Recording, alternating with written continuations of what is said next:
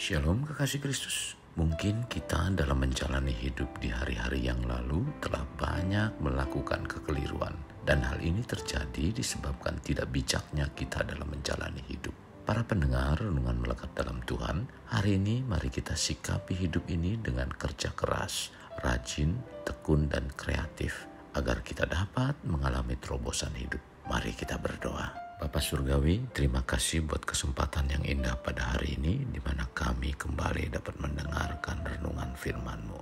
Biarlah firman yang disampaikan ini menjadi satu kekuatan buat iman percaya kami. Bapa, kami rindu Engkau terus berbicara dengan kebenaran firman-Mu melalui renungan ini.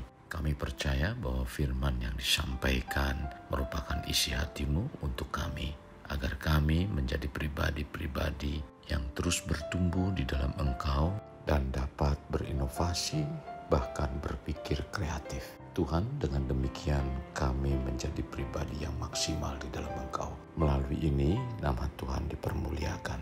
Terima kasih Tuhan, ini doa dan permohonan kami yang kami alaskan dalam nama Tuhan Yesus. Amin.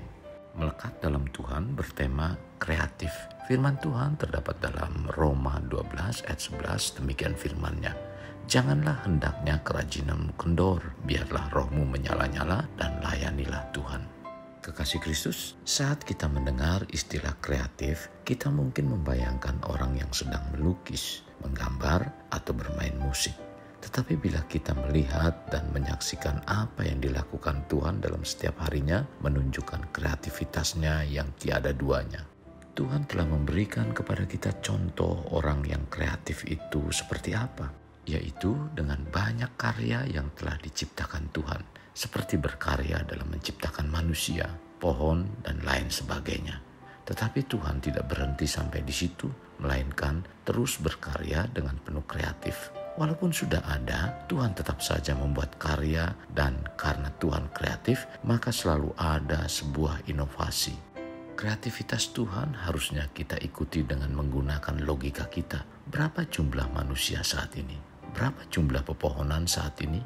Berapa jumlah hewan saat ini? Ini hanyalah sebagian kecil karya Tuhan yang bisa kita lihat secara kasat mata. Mungkin kita tidak akan sanggup menghitungnya. Kita hanya bisa menikmatinya, bahkan ada yang menyia-nyiakan karya Tuhan.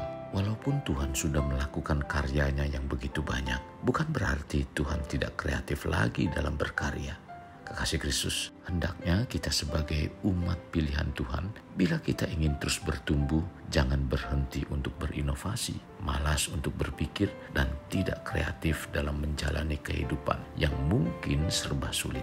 Sekarang mari kita memotivasi diri untuk menjadi pribadi-pribadi yang rajin, tekun, dan kreatif, agar rencana Tuhan yang luar biasa bagi kita dapat digenapi.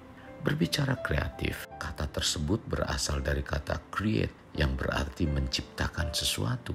Kata ini bila kita mencermatinya dalam Alkitab merupakan hal pertama yang diungkapkan ketika Allah menciptakan langit dan bumi, tercatat dalam Kejadian 1 ayat 1. Proses penciptaan menjadi awal yang sangat penting bagi rencana Tuhan di dunia. Kreativitas bersumber dari Tuhan, pencipta yang pertama dan utama, di mana kita merupakan buah dari kreativitasnya.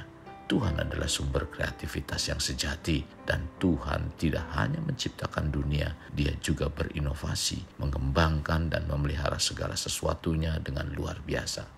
Berdasarkan penelitian para ahli, bumi memiliki sekitar 8,7 juta spesies, dan sebagian besarnya, kurang lebih 86%, belum teridentifikasi.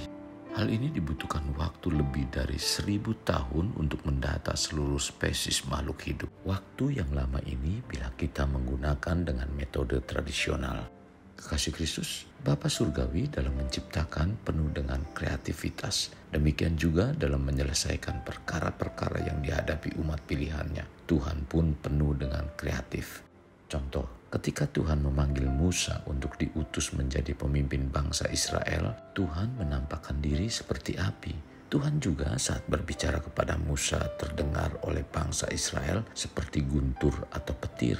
Demikian juga saat Musa diperintahkan untuk menghadap Firaun dengan menggunakan tongkat dan masih banyak lainnya yang Tuhan lakukan.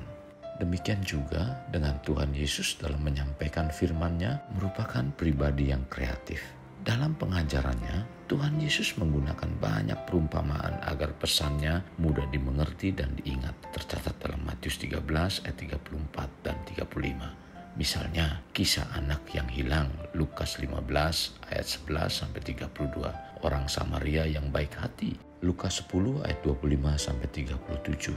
Bunga bakung yang dirawat oleh Tuhan, Matius 6 ayat 27 sampai 30, serta ragi dalam adonan yang menggambarkan kerajaan Allah, Matius 13 ayat 33. Kita sebagai umat pilihannya dalam menjalankan amanat agung dan menjadi garam dan terang dunia, di mana kita diminta untuk dapat mengembangkan menjadi lebih baik, dan untuk mencapai hal tersebut membutuhkan proses kreatif. Kekasih, untuk kita dapat memaksimalkan, mengembangkan, dan menciptakan inovasi atau kreasi baru menuju suatu kehidupan yang lebih baik melalui segala sesuatu yang telah disediakan Tuhan. Bukan menjadi orang-orang yang pesimis, cepat putus asa, dan tidak kreatif. Bila hidup kita seperti ini bukanlah gambaran yang sesungguhnya tentang pribadi di saat awal Tuhan menciptakan kita. Karena Tuhan menciptakan kita sebagai manusia yang kreatif. Hal ini diberikan Tuhan dalam diri pribadi kita untuk mengelola, memelihara, dan mengembangkan tugas yang diberikan Tuhan.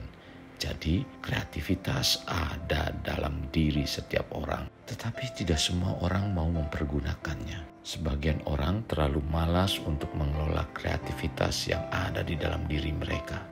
Kemalasan ini tidak akan pernah bisa membawa orang mengalami peningkatan dalam hidupnya. Yang ada malah keruntuhan, seperti apa yang dikatakan dalam Pengkhotbah 10 ayat 18. Oleh karena kemalasan runtuhlah atap, dan oleh karena kelambanan tangan bocorlah rumah. Kekasih, untuk kita tetap dapat bertumbuh dan mengalami peningkatan, dibutuhkan untuk tetap rajin bekerja. Dibutuhkan ketekunan dan kreatif dalam setiap yang kita usahakan. Tuhan akan selalu melihat bagaimana usaha kita.